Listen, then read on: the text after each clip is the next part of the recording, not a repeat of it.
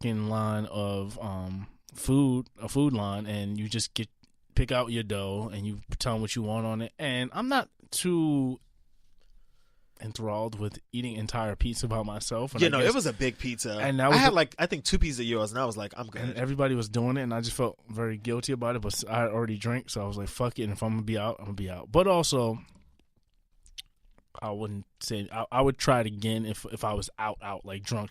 But it's a good sobering food. And then they like how to end up there twice in one night. I have no idea. I mean, I have an idea, but I have no idea. Malcolm had what I was going to say was excursion in the streets. They were open to like 4 a.m. and I was like, oh shit, like y'all shout out to Dew Point Circle. Let me tell you something too. Malcolm is very foul. He put me in several. I'm foul. Malcolm's very foul. I am foul. Go ahead. Malcolm put me in several situations. Several situations. Several. Y'all count them severals, you heard? Because I'm a nigga. You heard? So Malcolm sparks these conversations, which is always fine with me. He's a social butterfly, and it's always the same. But only when I'm drinking. It's fine. I'm a social butterfly too. Well, drinking and around other black people. Well, if we was in Montana, I'd have been very quiet. Whenever I travel, like I may come off standoffish, but if I'm traveling, I'm willing to talk and meet. Because I'm never gonna see you again. I'm never gonna. Yeah, if I embarrass myself in 34th Street, I might see you again. Like if I embarrass myself in fucking on U Street, I'm like, I'm not gonna see you again. And then we might be going to the same direction. And so it's like it's not fun. I mean, it's no issue that we're talking. There were several instances where Malcolm's like, even in the taxi the Uber, Malcolm sparks these conversations, and I'll either I'll tag along and jump in, and the person would be like, "Yo, so follow me," and this nigga goes, he did this several times, and I'm being very brief about every situation, but he does this thing where he's like, "Oh, my phone is dead," and then I'm sitting there like, "Oh shit," and I'm like, "Yeah, you can follow me," and I'm over here, and the thing is like, my phone be in my pocket on the smooth, 74%. Like, oh, my phone died. Get his. You're like my manager. Like, here, take my manager's info. Like, don't contact me. Contact if you know about the encounter, hold on, go ahead. That's not all the way true though. But I'll let you finish your story first. But if you know about the encounter, it's almost like when you bag somebody. Like, dudes, fellas, if you listening. It's like when you're talking to a girl, especially with social media, because people have this thing where they feel like they need of importance that, make sure you follow me back. So Malcolm does this thing where he's like, "Yo, my phone is dead," and I be like, "Oh, cool, follow me," and they like, "Yo, follow me back," and I'm just like, and the thing is, because we right there in front of each other, right there, it's like, nigga, in the middle of the crosswalk, there is no way you are not following this person. It's like, "Yo, son, follow me back right now." It's almost when show you give you your number, be like, "No, call me back, yeah, give me the number right now." So I mean, but they were great people. It's at least like 6 people I don't know. They were great people. 6 or 7 people on my phone. Because I did it to you like 4 times that night. You did it to me in the restaurant. You did it to me at the crosswalk. Wait, which restaurant? Ann's Pizza. Oh yeah, no, I did it at Ann's, which was later in the night. And there was 6 people. It was like 4 people. I was like, give it to him. He'll take it. He gonna send it to me. Oh man! But when we went to brunch on the last day, which we'll get back to, I did get all of their Instagrams. It was Lydia. I have all of their Instagrams. Let me just say we learned. Let's just fast forward to brunch. Wait, hold on. Is there anything we're missing? I don't think so. Brunch is the highlight of this trip. So all in all, we get back. I went to. So let me explain my night after that, because we kind of drift apart after Ann's Pizza. Yeah. Me and Monica. I went to go. Monica, and Terry. Terry was leading the way. Like, I gotta leave in the morning, but I'll show you some spots. So these long lines or whatever. We go to some pop up shop. It was kind of dope. I want to say that the music down there, because it was like a club in a clothing store, right? It was like next to a club, and it was a clothing store, which they turned into like a pop up club, which is kind of cool. Yeah, it was free to get in, so we get inside, and DC music is very much so like, and I want to say, what do they call it? Go-go music. Yeah. So they're playing the jams in there. They playing the shit that I like, and then all of a sudden they start going to the go-go music, and I'm looking, I'm like, it sound alright. I don't know her. I don't know it, but it's y'all going, so I'm gonna go on I'm gonna bop my head. I'm gonna go, but I don't know. So, and I realized like, this shit's like New York, like when reggaeton comes on Uptown, like the trap reggaeton that only certain people know, or like a good soca list, or if you in Brooklyn and that good rhythm come on and only certain people. You be like, what happened to Drake? I was expecting to hear Khaled. So that's exactly what. So you start following the leader. Yeah. So when you down in DC, I'm like, damn, this music is like hip hop reversed. Yeah, I don't get it. But it's surprising that like America is still regional when it comes to music. Mm-hmm. Like it's still like because go-go music does not pop here. Like nobody. It's even when you go out west and people still doing that. Not crunk. What do they call it? Hyphy music. When they had that, I don't know if it's still living, but hyphy music had that time. I don't know what that is. But okay.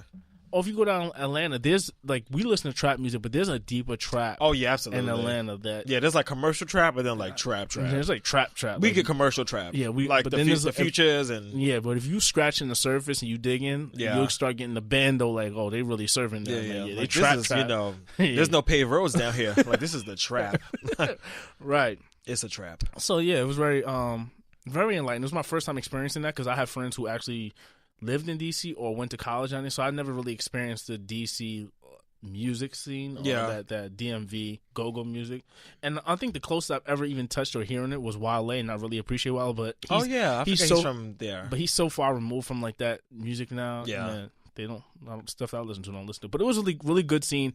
I also want to say that the people down there, although that DC folks that were driving us around or that we've encountered, they were saying that it's very gentrified down there. But I also was like, oh, it definitely is. They're way more welcoming than the gentrified people in New York City because people that come. Are you saying the black people were more welcoming? Entirely. Like I felt that there was a more openness of like you can talk to anybody you want. Yeah, but we only spoke to black people. Well, that's I don't remember speaking to any white people in DC. Well, that's true. We were also in very like blacks. Well, that's not true because we went to the newseum, and that was really a lot of white people. We didn't talk to no white people. Right. All right. So we'll leave it at that. Yeah. So with the black people, I mean, just saying people in general. Yeah. You cannot go to fucking Harlem and just. I was about to say that. Yeah. No. You literally just got to the point before I could spit it out. Because you're right though. Like I feel like if I was out in Harlem, like you can't. We spoke to a lot of. I think this vacation was probably the most I've ever spoken to people, like outside. No, I've spoken to this many people, and I've told you like when you go to like resorts, but it's because you're in an enclosed. That's different. Space, but I mean, like when you're just running through the streets. Like when I went to Miami, I did not talk to that many people. Facts. When you go to Miami, everybody has this. Yeah, I'm here. But something about DC, like I was speaking to people, like and not even just like in like a club setting. Like there was this one woman that had like on a shirt at this museum, like an older black woman. Everybody just felt like an aunt or uncle or cousin. Like I was just like, oh, blah blah blah blah, and like just real random, just real like I'm gonna talk to you. Right, we're gonna talk. You're in front of my face, and you're black, and I want to like you. So, right. But yeah. Oh, so then let me know when we get to Sunday, because that's what I'm worried about. So after we parted ways, the party was jumping. Then it was on some real LA time. It was like 2:00 ish, and it was like about the eve. I was like, "Oh, so y'all not gonna go?" Yeah, same. I was like, "It's 2:15." Because I left them and went down the street to party with the girls. I was like, "Well, I'm gonna go see my people down on wherever." First of all, once I got there, Malcolm was hiding his friends. I was not hiding my friends. You could have came. Malcolm was hiding his friends. You didn't ask to come. Malcolm was on his Drake shit. You are hiding. No. Mark was like, I wasn't hiding my friends from you. I was hiding my friends from the world. I was hiding my friends from the world, okay? But it was funny. Once I got to the club, I was like, well, I've been here before. Like, I didn't realize where I was going until I actually got there, and I was like, oh, okay. So we parted ways when we went home. It was a real quick night. So then, but you're right, because the club I was at shut down like 2:45. Like 2:45, 3. It was actually pretty early still, and I was like, shit in New York be open till like 4:00 on a bad day. You know my ass. I'm with the shit till 5 a.m. Easily. I was prepared to be out all night. I was like, it's still dark outside. Like I don't see the sun. Like where are we going? So my nightcap was a game of Uno and tequila, and that was it. Yeah. And then, all right, I'm going to fast forward now. So then the next night or the next day, we did more museum hopping, whatever. The plan was to go home, take a nap, and first of all, we saw the Obama portraits. The Obama portraits, which made me very, very happy because I almost forgot they existed in real life. And it just felt like some internet shit. I was like, oh, these are actually real pictures somewhere. But anyway, so we went to go see the portraits at the National Portrait Gallery, and then the goal was to go back to the Airbnb, eat, take a nap or a shower or whatever, and then go back out. Man, let me tell you something. Man, and that was a smooth like 8:15 we got back to the house. Let me tell you something. By 9:30, everybody was knocked out. If you're above out. the age of 25, keep that same energy you had earlier. Do not fucking go home and do that nap. And that's why, and this is what I was trying to tell y'all, because we were sitting. So first of all, if you've ever been to the Portrait Gallery Museum, whatever, I think it's the Smithsonian Art Museum, whatever it's called. But they're all Smithsonian. So when you get down there, guys, make sure you're very specific on which Smithsonian you want, because there's literally like 19 Smithsonians. But like they have this thing where like you kind of sit outside, but you're still inside. So it's like it's almost like a greenhouse kind of. Yeah. So like you're in between the two buildings, so you're technically sitting outside of the building, but the covering over it makes it feels like you're outside, but you're actually inside. But we were sitting there, and I was very team. Let's just go get food. And then let's just stay out.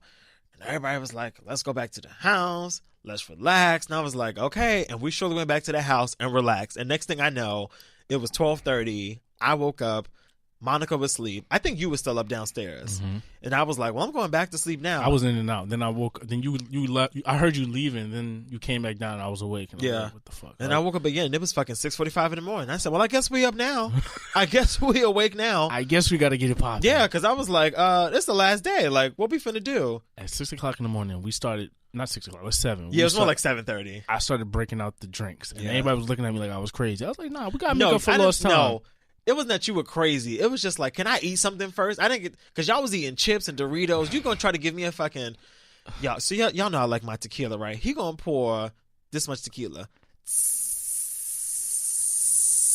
and then this much juice. I was like, no, this is not. I can't do this at 8:15 in the morning. Nigga, this is way too much. If you ever been out of town with me, because I will crash and burn. Yeah, I know when I wake up on what type of time I'm on. Okay, I'm on that time. Hold on now, because I will crash and burn like you crashed and burned. But we'll get back to that.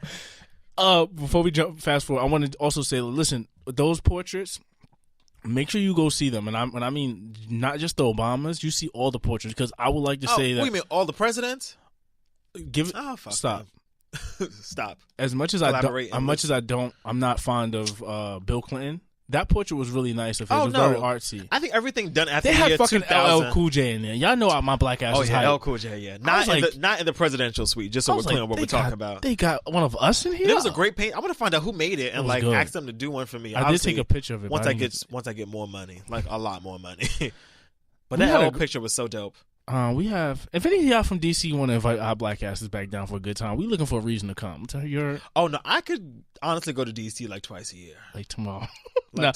Honestly, if I had, I mean, it's too close for a vacation house, but like DC is a place I would go often because it's just a good turn up city. Like, and I think it's a good. I don't know, like I feel like, because again, it might be like the idea because I don't live there, so it just seems like much more fun. Yeah. But I was like, when I go out in New York, I don't have this much fun.